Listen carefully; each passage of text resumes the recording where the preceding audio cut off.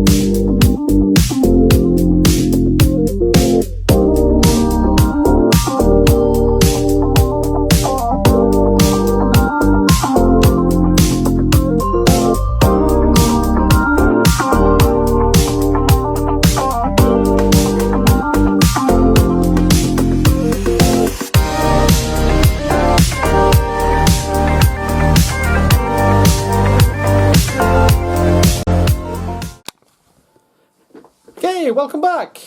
Right, as I was saying a few seconds ago, there's various things going off, including a layout rebuild. You've probably heard me mention it on the last video, which seems a long time ago. I was rebuilding West Combe High Level. It's changed a hell of a lot. I'll show you that. Okay, here we go. As you can see, I've started putting a wall all the way along the top there. I'm in the process of scratch building a new single gantry to go over there. It's designed so it'll just slot straight on top. It's built out of plasticard section. That bit there, the grey bit, is from a load from a Farish BDA flat, and the ladder came from Plastruct. And as we're saying, it just slides in there and just holds up against the wall. Another interesting thing that's happened, this area here used to be where the nuclear flash terminal used to be, but obviously we're getting like one train every so often during a running session, so now we've got coach sidings in there. Before anybody asks, these are not repainted, these are vinyl coaches.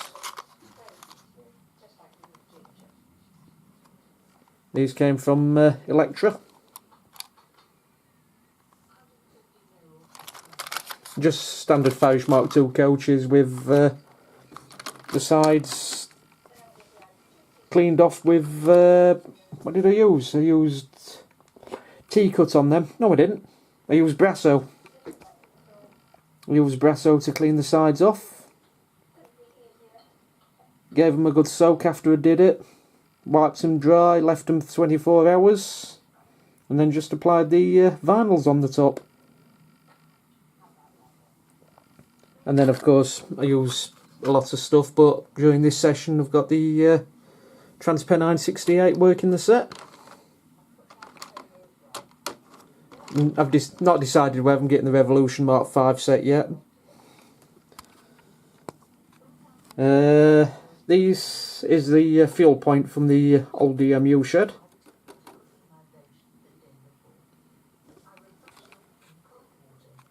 But I might be scratch building a new one because I want some of these relay boxes for projects I'll show you in a minute. Right, onto the good stuff. If you remember, this is where the grass bank was with the fence. It's now an industrial estate with some rather interesting names. Bodgett and Leggett, Loft in Space, Tree Wise Men, and Selfridges, who actually do focus in. Selfridges. The car park at the front. These, the lining, is all done by something I've never actually come across before. The Woodland Scenics road striping pen in yellow, and the road striping pen in white. And every line was actually painted on with those, and they've not come out too badly. That area there is for the trucks to come in, reverse, well, turn around and reverse and back down.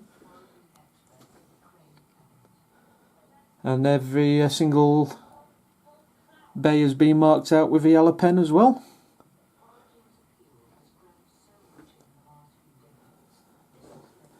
And then come over to the car park.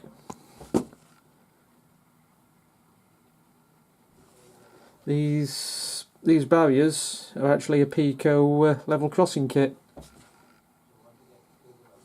And the ticket machines, there and there, are actually Engage postbox painted yellow. Then, new addition I'm going to show you in a minute, but I'll show you now. The Arriva Trains 121 bubble car. Very nice model.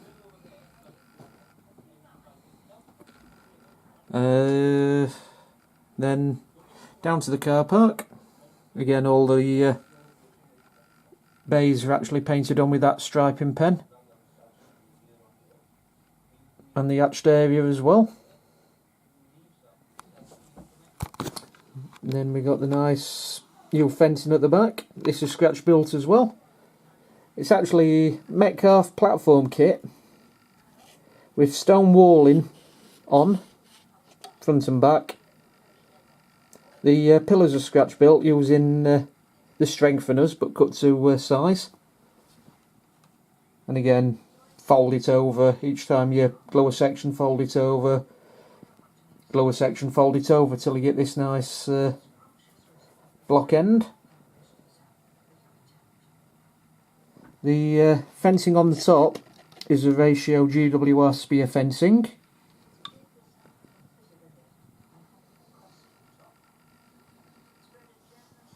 wall, which now goes all the way around down here, is I forgot now, Metcalfe stone retaining wall. Section I haven't really started on yet is the 2 tower blocks,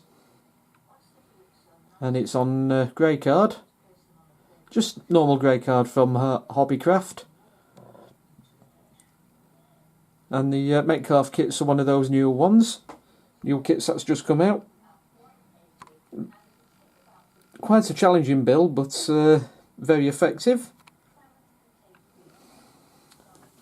And the thing that's attracted the most attention recently, if you've been following me on Facebook, is the McDonald's. This is a Volmer kit. The only downside is the instructions are actually in German. But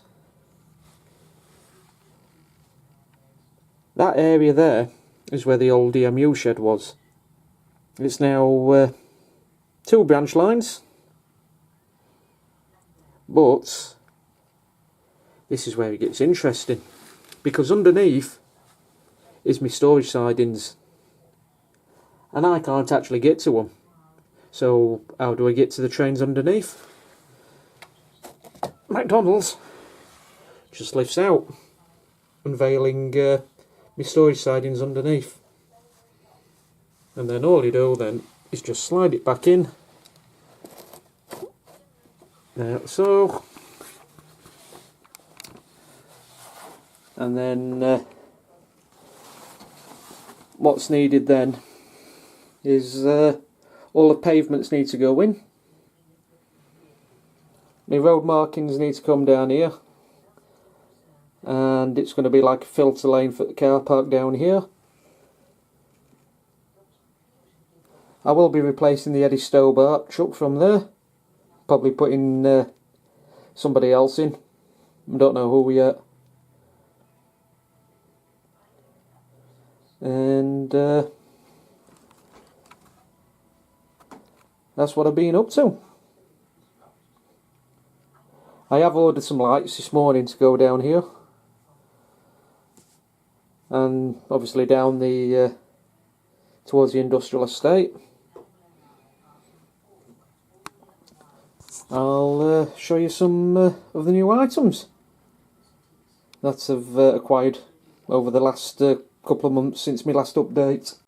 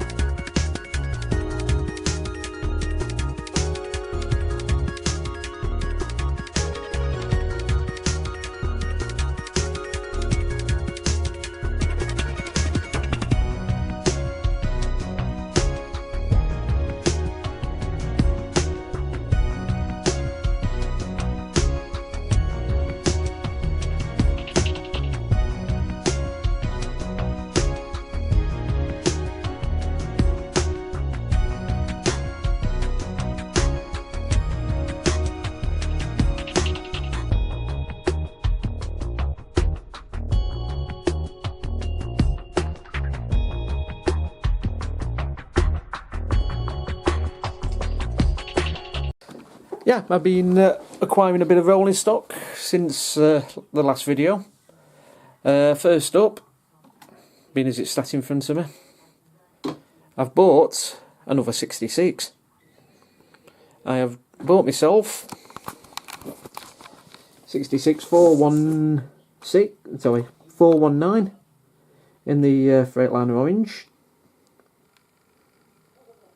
A bit of an unusual prototype, because I've always associated Freightliner as being green and yellow.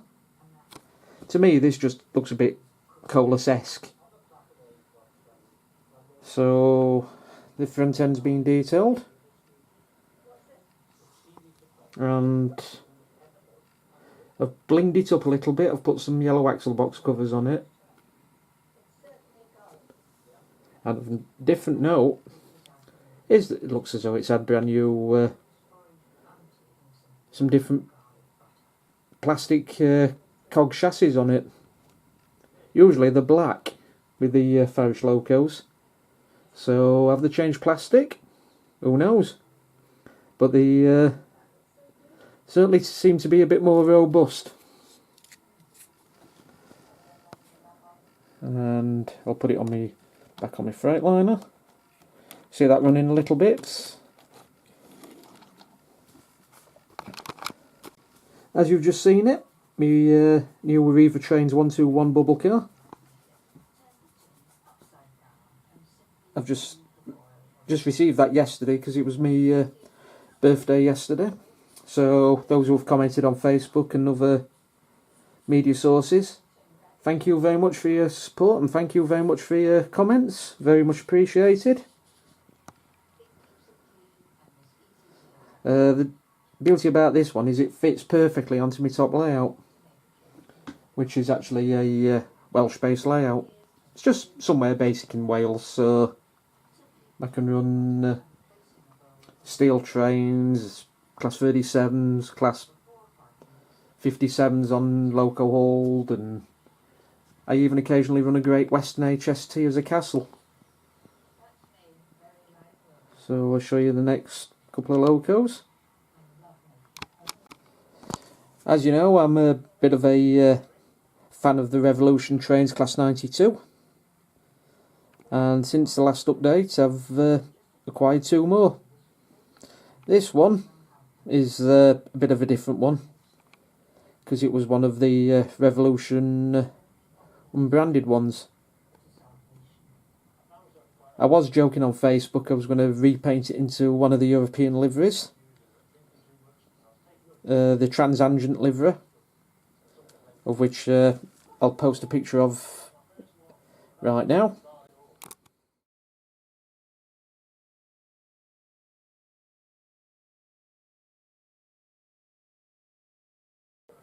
But I sort of chickened out of it, and being as I wanted to obviously do something different, I've done one of the SNC F1s, 92038 Voltaire. This actually comes with the transfer pack to do the numbers and the names, but it doesn't come with the Crew electric plates. But with me having a few other 92s, don't always stick them on, so I had a couple spare.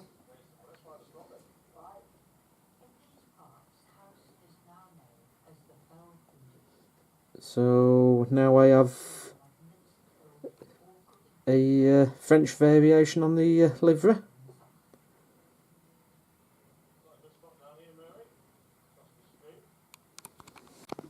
Yes, and it is another 92. But this one's one that seems to be selling like hotcakes. It's one of the Caledonian Blue 86. Idiot. It's a Caledonian Blue Class 92.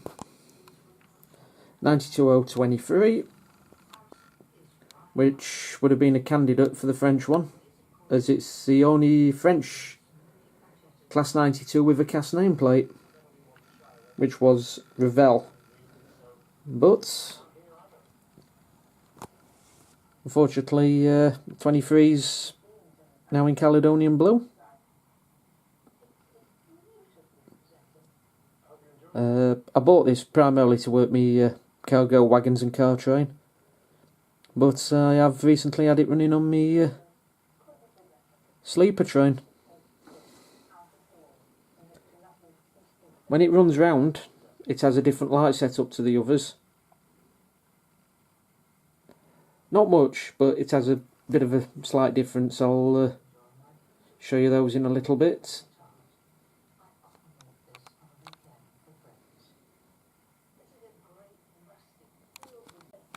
One project you didn't quite see after the last update was I was saying I was working some Rail Operations Group barrier coaches. There we are. Oh, never mind. If you look, I've caught the transfer on that side slightly, but that's no big issue. But yes, I've finished them. I'll obviously be running them with Mark III coaches, normally Great Western ones, and sometimes on their own, top and tailed, with my Euro Phoenix 37 or my Rail Operations Group 47, of which isn't on the layout at the moment.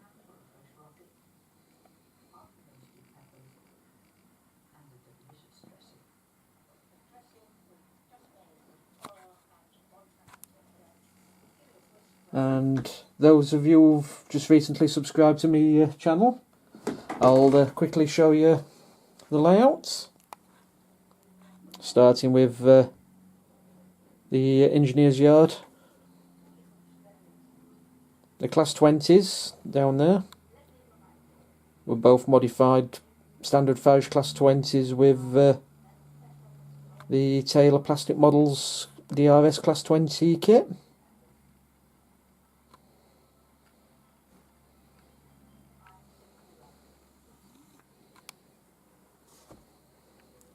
Then we go round to the station. As you can see, the second layout just sits above the main layout.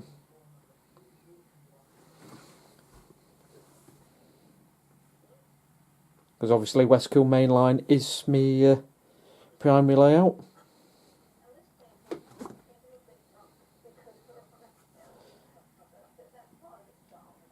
And we have the town of Westcombe just above there.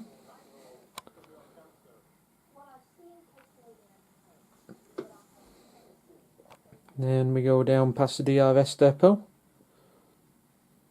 and the container terminal.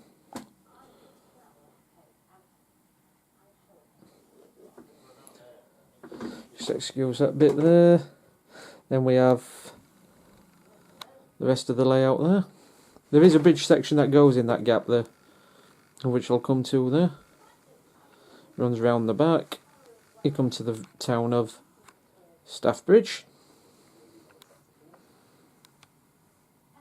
And then the town of Staffbridge just above this station, just down there. Then come back to the Fiddle Yard. That section there lifts in and out of that gap. And then back to where we started. So that just gives you all new subscribers, you know, the layout plan of what Westcombe is. And then, yeah, back to the engineer's yard. The whole layout is roughly about 27 foot if it's stretched out end to end. It holds a 13-road fiddle yard with 5 spare sidings down there. Actually, there's more than 5. 1, 2, 3, 4, 5, 6. There's about 8 sidings down there for the branch line, which is going to be rebuilt. It's going to have third rail on.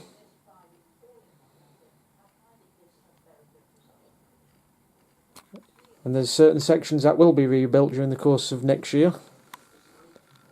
That section there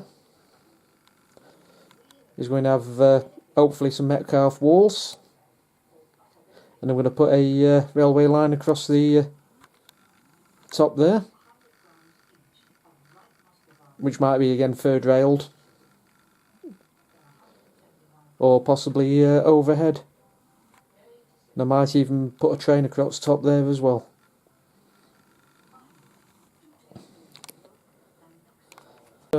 So yes, sorry again for lack of updates, but can't be helped. Hopefully next year it'll be pretty regular. And as again, massive thank you to all you subscribers who have just recently subscribed to me. Thank you for your support for the regulars. It's very much appreciated. And Merry Christmas, Happy New Year, and I'll see you all in 2022. Bye for now.